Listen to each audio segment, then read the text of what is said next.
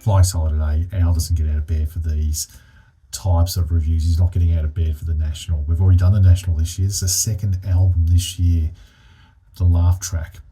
And it's a companion album, which is interesting. I think that there's a lot of these floating around. I think, you've got Taytay doing them. Kevin Morby did one earlier this year. We reviewed that. Yeah, there is a few floating around, and the National has obviously got onto that train. It's a 4-star album, so pretty good album, but it's kind of what the National do. They do 4-star albums. They don't really do 5 or 3-star albums, and I think that's sort of the type of band that you get. So if you like your National, you know what you're going to expect. Space Invader was probably my highlight. Laugh Track was a good one.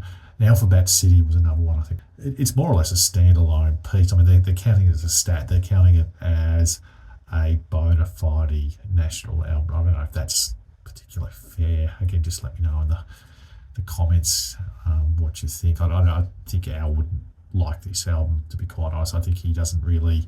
He thinks this is a bit of a marketing exercise. I think really, but that's okay. But so anyway, look, I just sort of think this is sort of reminds me of the 90s. Back in the 90s, you'd have all these hidden tracks. Some bands would put out their best song on the hidden track. I remember an album by a band called it was the band Who. There was the album. Travis was the band. I think their best song was actually the hidden track. And I think I used to hear all these really cool songs on the hidden track, and it sort of didn't really make sense, and that fizzled out. But it sort of feels a bit like that, just a little bit of a gimmick. Not sure why bands hold back, their better material onto these companion albums. I mean, Kevin Morby is one example. Or I felt that second album was sometimes better than the first album, but you might disagree. So, yeah, jury's out. Companion album seems to be in the Americana type of genre where people are doing it. So we went on a bit of a rant with that with our last video. Sort of check that out. It was about Mitski.